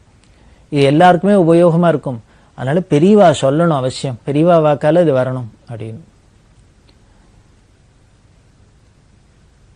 பெரியவா உடனே சொன்னா, நீங்களாக தான் படிச்சிருக்கீங்களே, எல்லாரும் வேதம் படிச்சுக்கீழ், சாஸ்திரம் படிச்சுக்கீழ், புராண இதிகாசம் எல்லாரும் படிச்சவாதான் பெரிய ஸ்காலர்ஸு, நீங்களே சொல்லுங்களே, நம்ம சனாதன மதத்தில் இந்து மதத்தில் என்ன சொல்கிறது, மனுஷனாக பிறந்தவன்னு என்ன பண்ணணும்னு சொல்கிறது, அந்த வாழ்க்கை நெறி என்ன, மனுஷனாக பிறந்ததுக்கு என்ன பிரயோஜனம், அது என்ன நீங்கள் தான் சொல்லுங்களே அப்படின்னு. அவள்லாம் சொன்னா, இல்லை அந்த குழந்தை பெரியவாள்கிட்ட தான் கேட்க வந்திருக்கான், நாங்கள் சொல்லக்கூடாது, பெரியவா சொல்லணும். பெரியவா சொன்னாக்கா அது என்ன ஸ்பெஷலாக தான் இருக்கும். இந்த ஷாக்கில் நாங்களும் தெரிஞ்சுப்போம் அப்படின்லாம் எல்லாரும் பிரார்த்தனை பண்ணினா. அப்படி சொல்லிட்டு அவள் என்ன சொன்னா, இந்த ஷாக்கில் பையனை உத்தேசித்து பெரியவா சொன்னாள்னா இது எல்லாருக்குமே உபயோகமாக இருக்கும். அதனால இதை நிறைய பேப்பர் துண்டு நோட்டீஸ் போட்டு எல்லாருக்கும் விநியோகம் பண்ணலாம், எல்லாரும் தெரிஞ்சுக்கிட்டோம். அதே மாதிரி பல இடங்களில் மீட்டிங்லாம் போட்டு அந்த இடத்துல இதெல்லாம் போய் பிரச்சாரம் பண்ணினா எல்லாருக்கும் இது பெரிய வாழ்க்கைக்கு உபயோகமாக இருக்கும் அப்படின்லாம் சொன்னான். உடனே பெரியவா சிரிச்சுட்டே சொல்கிறா, ஆமாம் நான் இப்போ மனுஷனோட வாழ்க்கை நெறி என்னன்னு இப்போ சொல்லிட்டேன்னா இதை உடனே நோட்டீஸ்லாம் போட்டு எல்லாருக்கும் விநியோகம் பண்ணி இனிமேல் அங்கங்கே மைக்கை வச்சுன்னு மேடையில் போய் பேசிட்டாக்க உடனே எல்லாரும் அந்த நெறிக்கு வாழ்க்கை நெறியை அதை அச்சீவ் பண்ணுறதுக்கு வந்துட போகிறாளாக்கும், அந்த வழிக்கு மாறிட போகிறாளாக்கும். இல்லை இப்போ இது தெரியாததுனால தான் சொல்லாததுனால தான் எல்லாரும் அந்த வழியில் போகாத இருக்காளா, ரெண்டும் இல்லை அப்படின்லாம் சொன்னால் அதுக்கப்புறம் பெரியவா சொல்கிறா, இதெல்லாம் வச்சு நம்ம சொன்னோம்னா என்ன பண்ணோம்னா நம்ம வாழ்க்கை நெறி தான் இதான் அப்படின்னு நம்ம போய் சொல்லோம்னா என்ன தெரியும், என்ன ஆகும் அப்படின்னார். நமக்கு வேணா ஒரு கர்வம் வரும், பத்தியா ஒருத்தருக்குமே தெரியாத வாழ்க்கை நெறிய நான் தான் சொல்லிட்டேனாக்கும், முதல்ல நான் தான் சொல்லிட்டேனாக்கும், நான் தான் கண்டுபிடிச்சிட்டேனாக்கும் அப்படிங்கிறாப்புல நமக்கு ஒரு பிரமை வரும். அதை பார்த்து எல்லாரும் உடனே புதுசா இருக்குன்னு நினைச்சுக்கிறாப்புல கூட்டம் வரும். இப்படி விபரீதமாக தான் போகுமே வழியே ஒருத்தரும் உடனே அந்த வழியில போய் நல்ல பர்பஸ் சால்வ் ஆயிடும், அவ அதை அச்சீவ் பண்ணுவான்னு சொல்ல முடியாது அப்படின்லாம் சொன்னா. அந்த வித்வான்களை மற்ற இருக்கட்டும், எந்த ஒரு விஷயத்திலையும் நல்லது கெட்டது கலந்து தான் இருக்கும். அதுக்காக நம்ம நல்லது சொல்லாத இருக்க முடியாது, செய்யாத இருக்க முடியாது. பெரியவா சொல்லட்டும், பிரார்த்தனை பண்ணிக்கிறோம் அப்படின்னு. பெரியவா உடனே ஒரு வித்வான்ட்ட சொன்னா, போ வியாசாச்சாரியால் பண்ணின புராண புஸ்தகங்கள்லாம் இருக்கு, அதுல பாகவதம் ஸ்ரீமத் பாகவதத்தை எடுத்துன்னு வான்னா. அந்த பாகவத புஸ்தகம் எடுத்துன்னு வரப்பட்டது. அதுல 7வது ஸ்கந்தத்தை எடு அப்படின்னா 7வது ஸ்கந்தத்தை எடுத்தா அதில் இத்தனாவது அத்தியாயத்துக்கு போ அப்படின்னா இத்தனாவது அத்தியாயம் வந்தது. அதில் 24வது ஸ்லோகம் அப்படின்னு இந்த ஸ்லோகத்தை சொன்னா அது என்னன்னு படி அப்படின்னா, தஸ்மாத் சர்வேஷு பூதேஷு தயாகுருத சௌஹிருதம் அப்படின்னு ஆரம்பிக்கிற ஸ்லோகம் இது. இதோட அர்த்தத்தை என்னன்னு சொல்லு அப்படின்னா, இது என்ன ஸ்லோகம் எப்படி வருது அப்படிங்கிறத பார்த்தா தான் இதோட விவரம் நமக்கு புரியும்.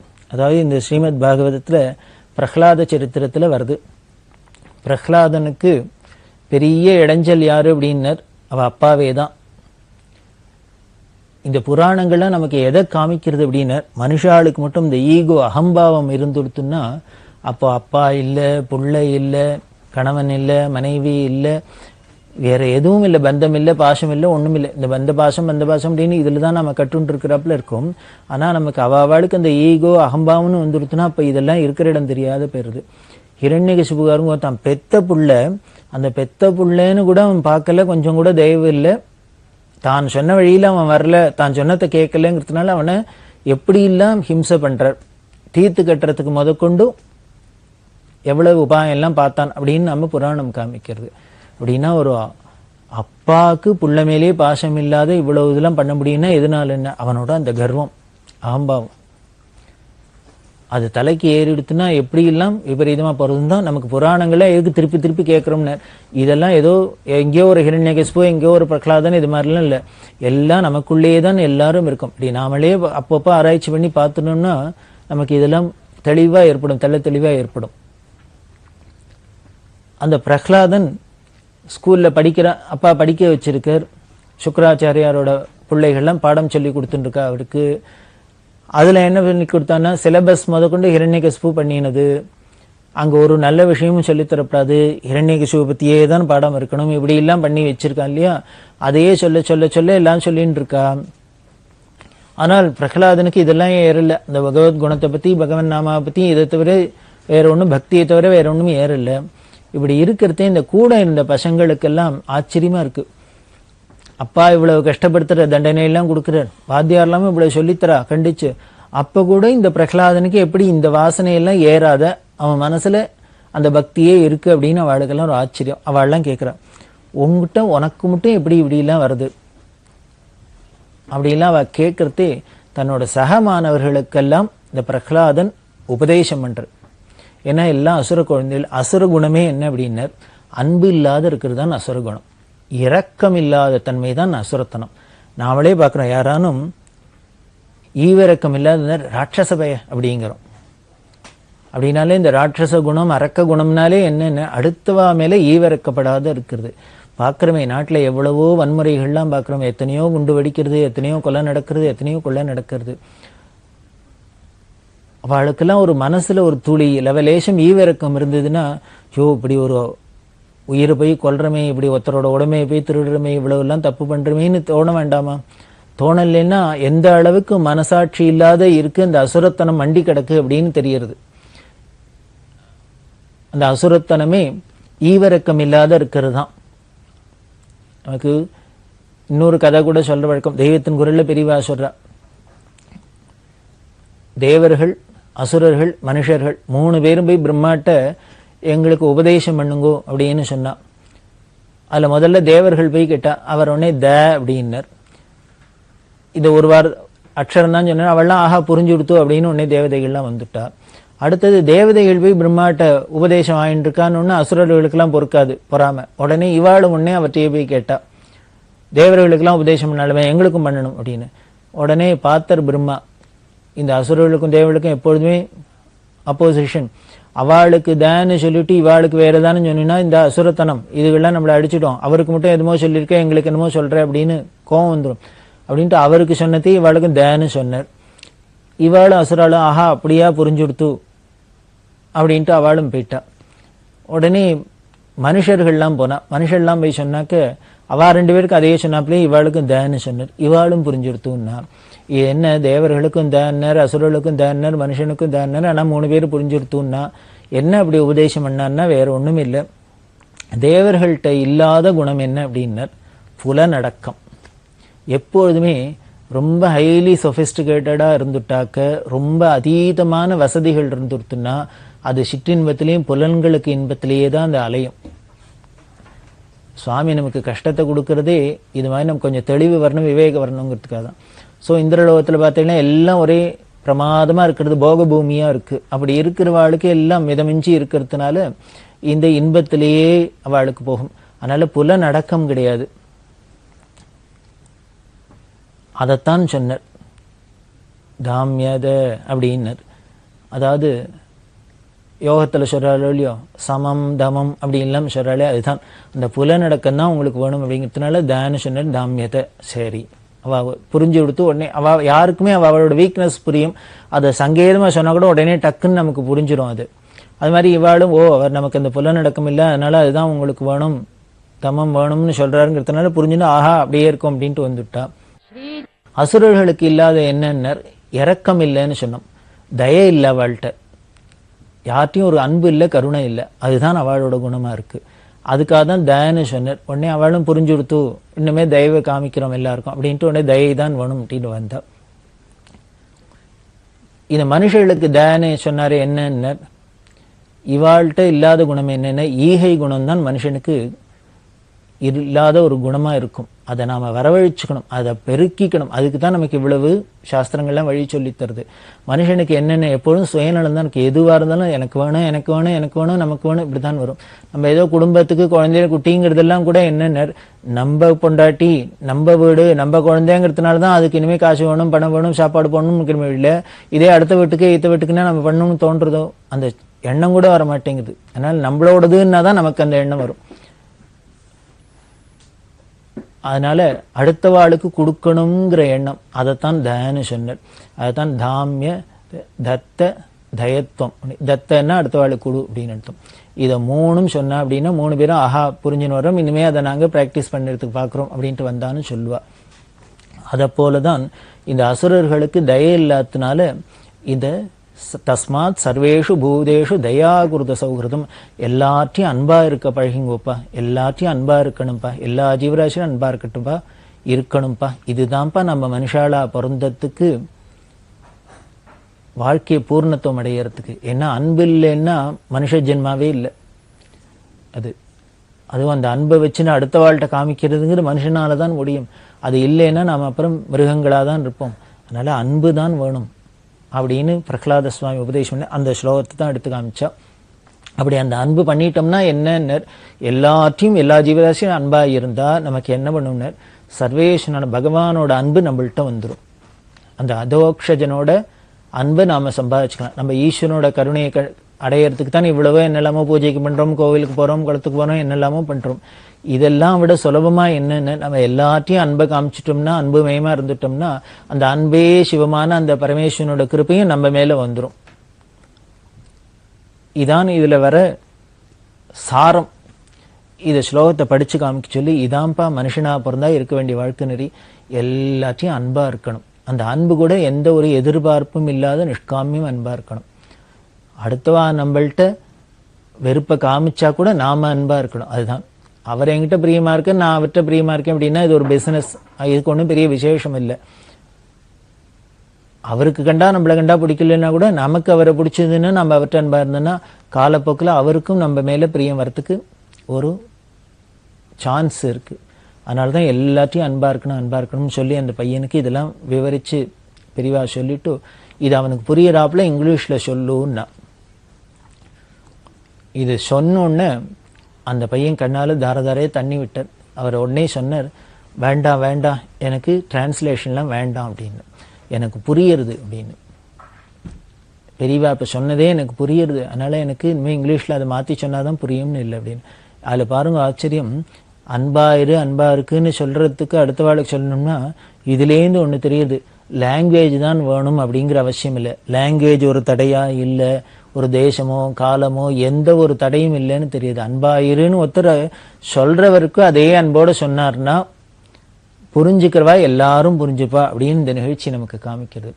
அப்படி பிரேமஸ்வரூபமா இருக்கிற பெரியவா அன்பா இருக்கிறது தான் மனுஷ ஜென்மா எடுத்ததுக்கு பிரயோஜனம். அன்பா தான் இருக்கணும், அதுதான் வாழ்க்கை நெறி அப்படின்னு சொன்னா அந்த பையன் பரம சந்தோஷப்பட்டார். சொல்லிட்டு அப்போ அவர் சொன்னார், இதே மாதிரி விஷயத்த பல பேர் சொல்லியிருக்கலாம், ஆனால் என்னமோ அதெல்லாம் ஒரு வார்த்தையா இருந்ததே வழியா அதுக்கு ஒரு ஜீவனா இருந்து என்ன போய் உள்ளுக்குள்ள பாதிக்கல. இப்ப பெரியவா சொல்றது வார்த்தையா மட்டும் இல்ல, எனக்கு உள்ளுக்குள்ள போய் என்ன ஆத்மாவை தொடறது. இதுக்கு தான் காத்துட்டேன் அப்படி எல்லாம் சொல்லி அந்த பையன் ரொம்ப சந்தோஷப்பட்டு அப்படி இருக்கிறதுக்கு ட்ரை பண்ணு. அதுக்கு பெரியவா தான் அனுகிரகம் பண்ணணும். ஏன்னா அன்பே வடிவமா இருக்கிற அந்த பெரியவா தான் நமக்கும் அனுகிரகம் பண்ணணும். அப்படி எல்லாம் சொல்லி அந்த பையன் போன. நிஜமாவே பெரியவா அந்த பையனுக்கு சொன்னா எல்லாருக்கும் நமக்கு புராணங்களை சொல்லியிருக்கு, வேதம் தான் சொல்றது, சாஸ்திரம் தான் சொல்றதுன்னா கூட பெரியவா அப்படிதான் அன்பு ஸ்வரூபமா இருந்தாளா அப்படின்னு அப்படியே தான் இருந்தா, அன்பு ஸ்வரூபமா தான் இருந்தா. முன்னால பல நிகழ்ச்சிகள் பார்த்திருக்கோம். பரம நாஸ்திகர்கள்லாம் கூட பெரியவாள்கிட்ட பிரியத்தை காமிக்கிறாப்புல தான் இருந்தது அப்படின்னா எல்லாத்தையும் பெரியவா பிரியத்தை காமிச்சுதான். காஞ்சிபுரத்துல போயின்னு இருக்கா கோவிலுக்கு, காமாட்சி கோவிலுக்கு.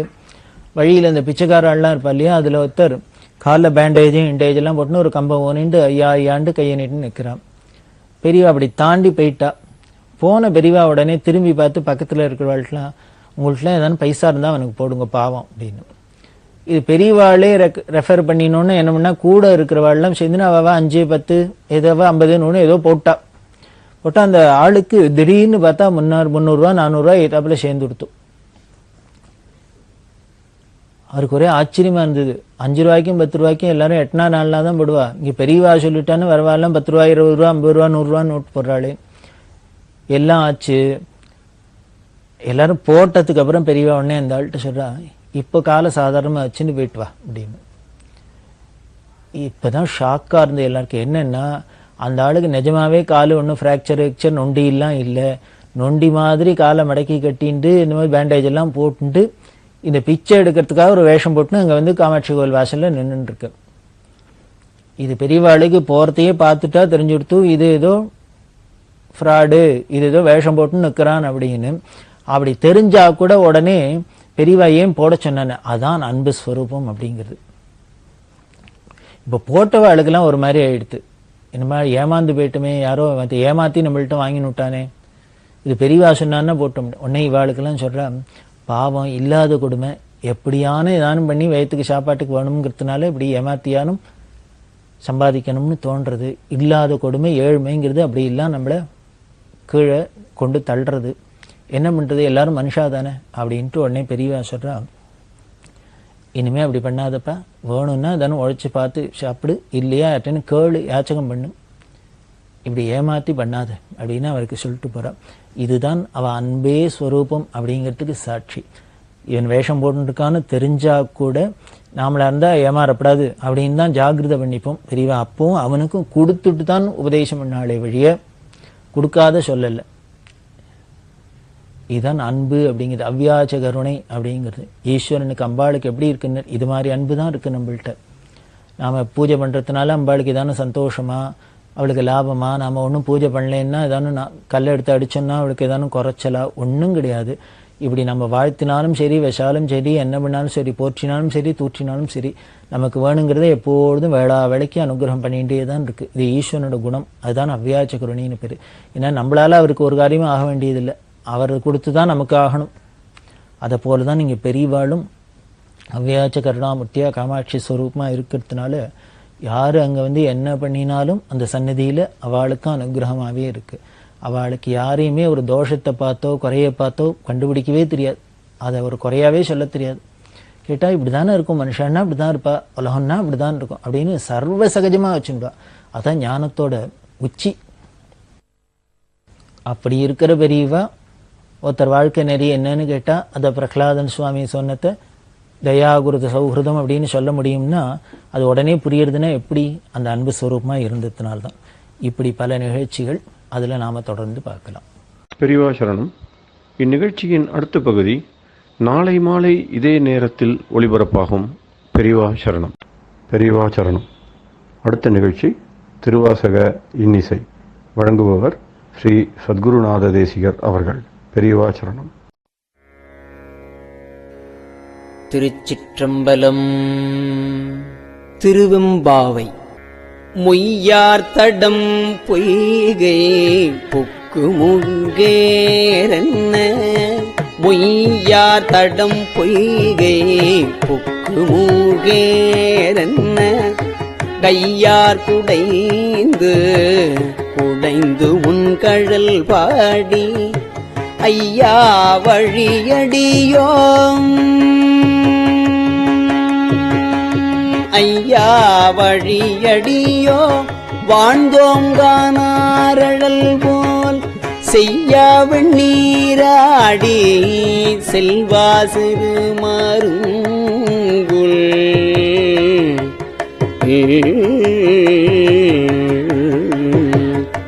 மையார் தடங்கள் மடந்தை மணவாளா ஐயானி ஆட்கொண்டு அருளும் விளையாட்டின் உய்வார்கள் உய்யும்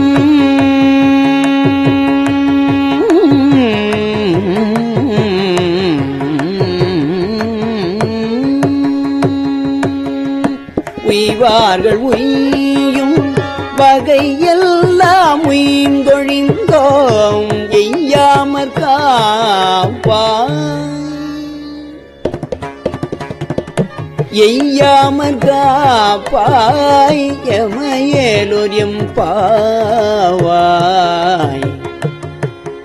எம்பாவாய்.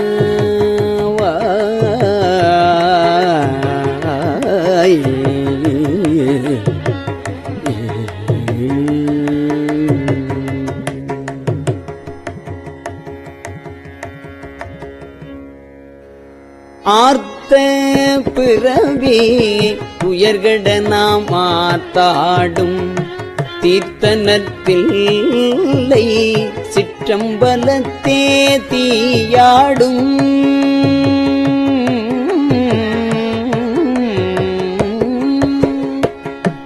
ஆர்த்த பிறவி துயர்கட நாம் ஆத்தாடும் தீர்த்தனத்தில்லை சிற்றம்பலத்தே தீயாடும் கூத்தன் இவ்வானோ,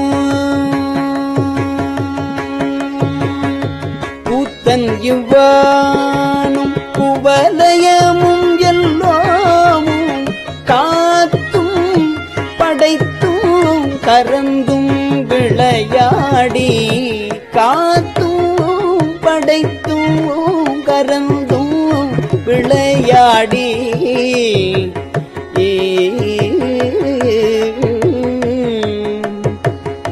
வார்த்தையும் பேசி வார்த்தையும் பேசி பழை சிலம்ப வார்கலைகள் ஆர்ப்பரவம் செய்ய அணிகுழல் மேல் வண்டாப்ப புத்திகழும் பொய்கை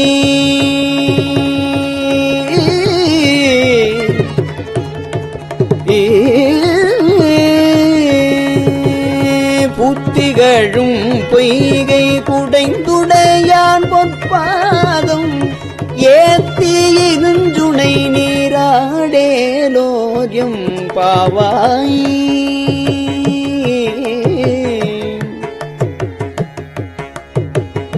புத்திகழும் பொய்கை குடைந்துடையான் பொற்பாதம் ஏத்தி இருஞ்சுனை நீராடேலோரியம் பாவாய்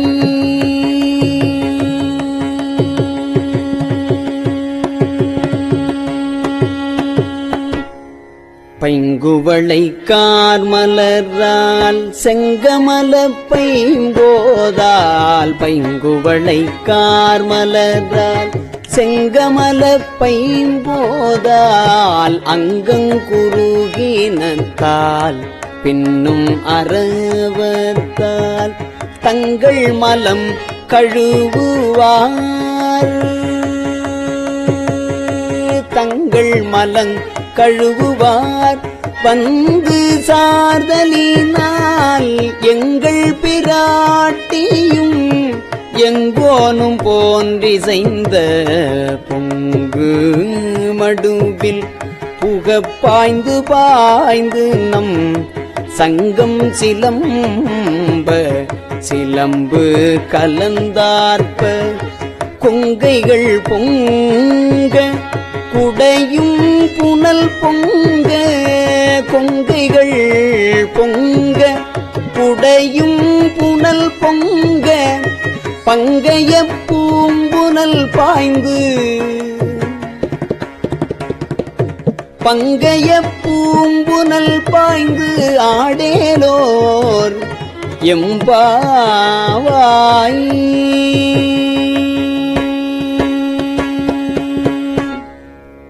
காதார் குழையாட பைம்பூன் கலல் ஆட காதார் குழையாட பைம்பூன் கலல் ஆட கோதை குழல் ஆட வண்டின் குழாமாட கோதை குழல் ஆட வண்டின் குழாமாட சீத புனலாடி சிற்றம்பலம் பாடி சீத புனலாடி சிற்றம்பலம் பாடி வேத பொருள் பாடி அப்பொருளாமாவாடி சோதி திறம் பாடி சூழ்குன்றை தார்பாடி ஆதி தீரம் பாடி அந்த மாமா பாடி பேதித்து நம்மை வளர்த்தெடுத்த பெய்வளை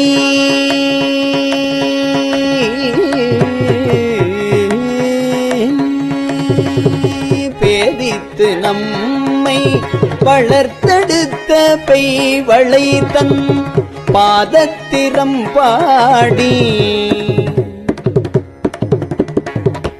பாதத்திரம் பாடி ஆடேலொரியம் பாவாய்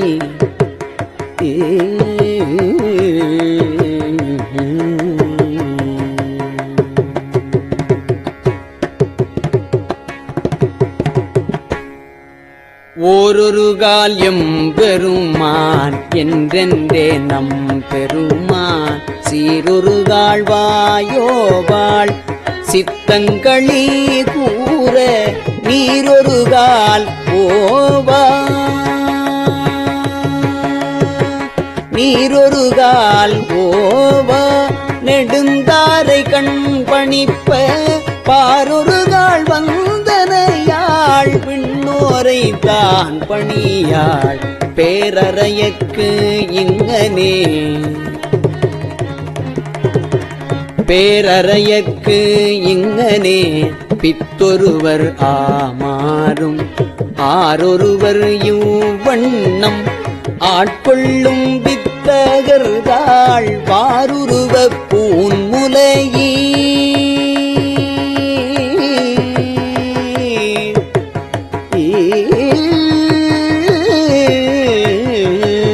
வாருருவ பூன்முலையே வாயார நாம் பாடி ஏருருவ பூம்புனல் பாய்ந்து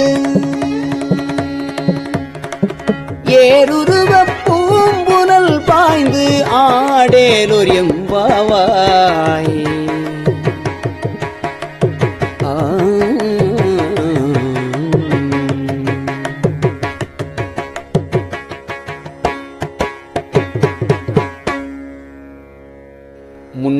முன்னிக்கடலை சுருக்கி எழுந்துடையாள் என்ன திகழ்ந்து எம்மை ஆளுடையாள் இட்டிடையில் முன்னிக்கடலை சுருக்கி எழுந்துடையாள்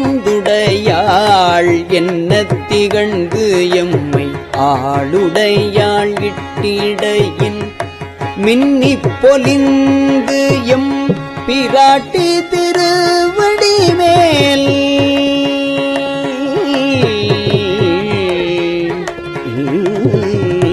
மின்னிப் பொலிந்து எம் பிராட்டி திருவடி மேல் பொன்னம் சிலம்பி சிலம்பி திருப்பூருவம் என்ன சிலை குலவி என்ன சிலை குலவி நம் தம்மை ஆளுடையாள் தன்னில் பிரிவிலா எங்கோமன் அன்பர்க்கு முன்னி அவள் நமக்கு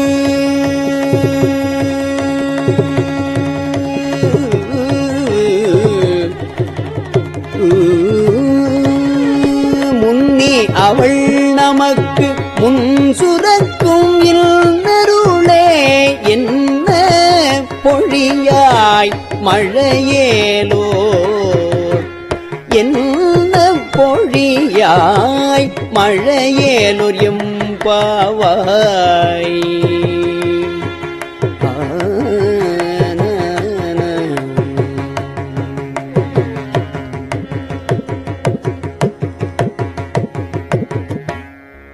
செங்கணவன் பால் திசைமுகன்பால் தேவர்கள் வால் எங்கும் இலாததோ இன்பம் நம்பாலதா செங்கணவன் பால் திசைமுகன்பால் தேவர்கள் வால் எங்கும் இலாததோ இன்பம் நம்பாலதா கொங்குன் கருங்குழலி நம் தம்மை கோதாட்டி இங்கு நம் இல்லங்கள் தோறும் எழுந்து அருளே செங்கமல பொற்பாதம் தந்தருளும் சேவகனை அங்கள் அரசை அடியோங்கட்காரமுதை நங்கள் பெருமானை பாடி நலம் திகழ நங்கள் பெருமானை பாடி நலம் திகழ பங்கைய பூம்புனல் பாய்ந்து பங்கைய பூம்புனல் பாய்ந்து ஆடேலோர் எம்பாவாய்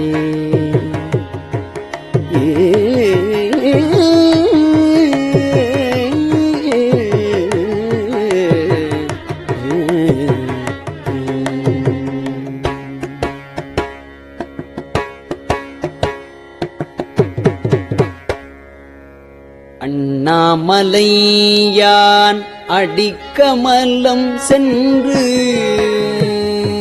இறைஞ்சும்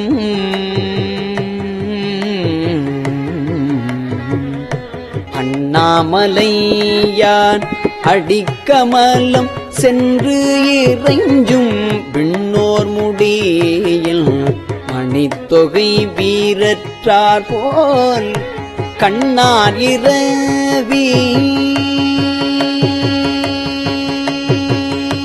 கண்ணார் இரவி கதிர் வந்து கார்கரப்ப தன்னார் ஒளி மழுங்கி தாரகைகள் தாமகல பெண்ணாகி ஆனாய் அலியாய் பிறங்கொழி சேர் விண்ணாகி மண்ணாகி இத்தனையும் வேறாகி கண்ணார் அமுதமுமாய் நின்றான்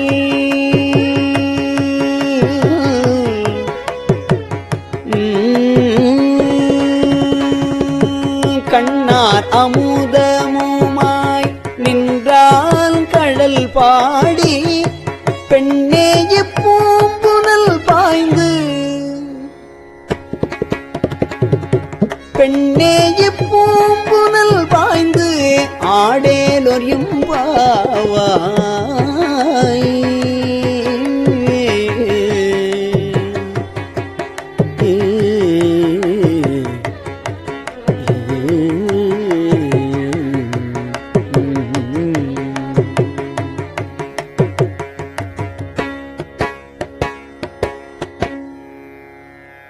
உங்கையிற் பிள்ளை உங்கையில் பிள்ளை உனக்கே அடைக்கலம் என்று அங்கு அப்பழம் சொல் புதுக்கும் எம் அச்சத்தால் உங்கையிற் பிள்ளை உனக்கே அடைக்கலம் என்று அங்கு அப்பழம் சொல் புதுக்கும் எம் அச்சத்தால் எங்கள் பெருமான் எங்கள் பெருமான் உனக்கொன்று உரைப்போம் கேள் எம் கொங்கை நின் நண்பர் அல்லார் தோள் சேரற்க எம்கை உனக்கல்லாது எப்பணியும் செய்யற்க கங்குல் பகல் எண்கண் மற்றொன்றும் காணற்க எங்கை உனக்கல்லாது எப்பணியும் செய்யற்க கங்குல் பகல் எண்கண் மற்றொன்றும் காணற்க இங்கு இப்பரிசே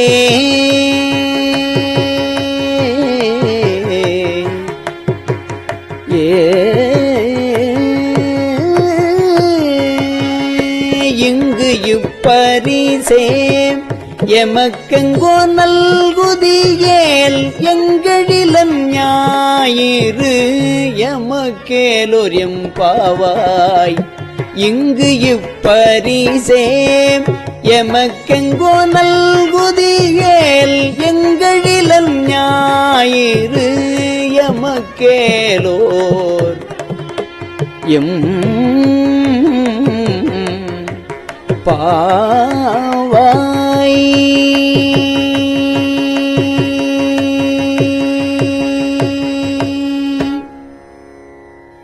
போற்றி அருளுக நின் ஆதியாம் பாதமலர் போற்றி அருளுக நின் ஆதியாம் பாதமலர் போற்றி அருளுக நின் அந்தமாம் செந்தளீர்கள் போற்றி எல்லா உயிர்க்கும் தோற்றமாம் பொற்பாதம் போற்றி எல்லா உயிர்க்கும் போகமாம் பூங்கழல்கள் போற்றி எல்லா உயிர்க்கும் ஈராம் இணையடிகள் போற்றி மால் நான்முகனும் காணாத புண்டரீகம் போற்றியாம் உய்ய ஆட்கொண்டு அருளும் பொன்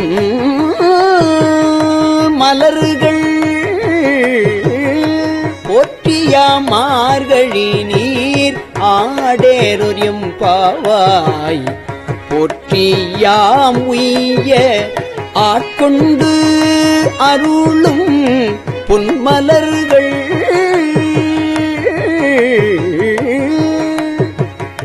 போற்றியாம் மார்கழி நீர்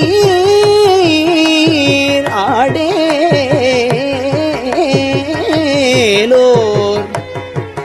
எம்பாவாய்.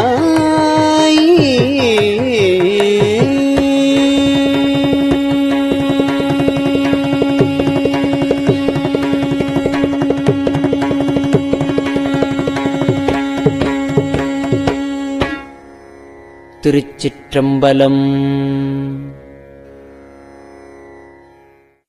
பெரியவா சரணம். இந்நிகழ்ச்சியின் அடுத்த பகுதி நாளை மாலை இதே நேரத்தில் ஒளிபரப்பாகும். பெரியவா சரணம். பெரியவா சரணம். பெரியவா வானொலியின் இன்றைய நிகழ்ச்சிகளின் நிறைவாக திருப்பொன்னூசல் வழங்குபவர் சத்குருநாத தேசிகர் அவர்கள். பெரியவா சரணம். திருச்சிற்றம்பலம். திருப்பொன்னூசல். மாதாடு பாகத்தன் உத்தரகோசமங்கை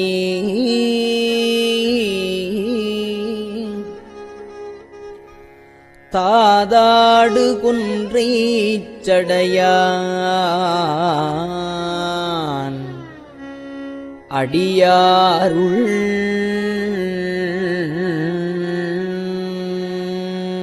கோதாட்டி நாயேனை ஆட்கொண்டு என் தொல்பிறவி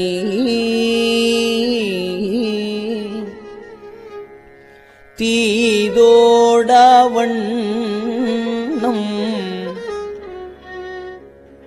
திகழ பிறப்பறுப்பான் காதாடு குண்டலங்கள் பாடி கசிந்து அன்பான்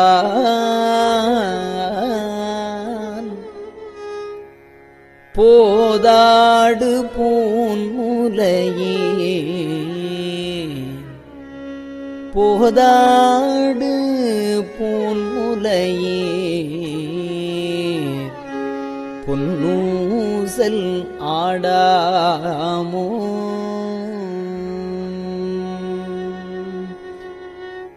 திருச்சிற்றம்பலம்.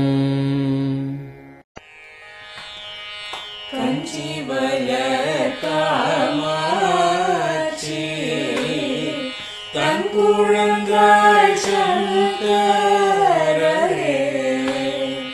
கஞ்சிவய காமாட்சி தன் குழந்தாய் சங்கரரே. குரு சந்திரசேகரரே உறங்கிடுவீர்களேலோ உறங்கிடுவீர்களேலோ.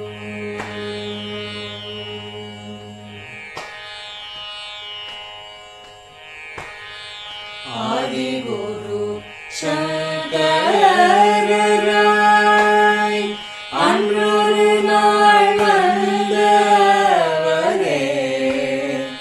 68 பீட்டபதி காலேலோ. ஏழுலகும் பூப்பவரே காப்பவரே கரப்பவரே எல்லோர்க்கும் அருள்பவரே உறங்கிடுவீர்களேலோ. அயனுடனே மாலவனோ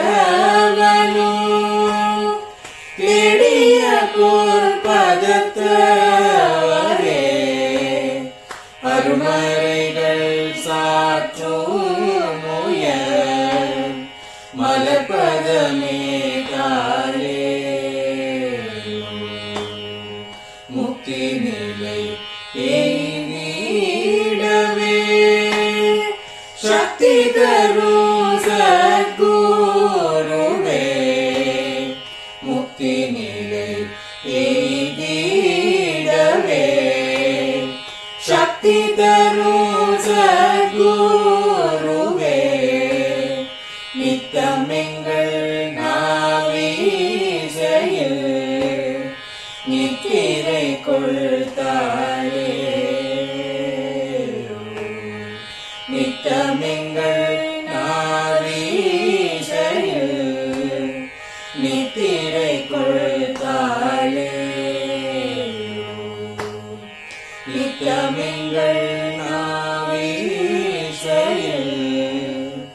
நித்திரை கொள்தாயே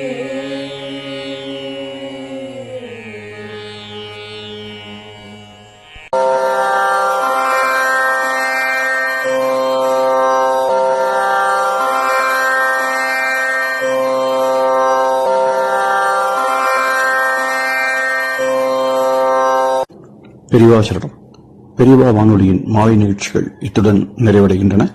எமது அடுத்த ஒளிபரப்பு நாளை காலை இந்திய நேரப்படி 6 மணிக்கு துவங்கும். பெரியவா சரணம்.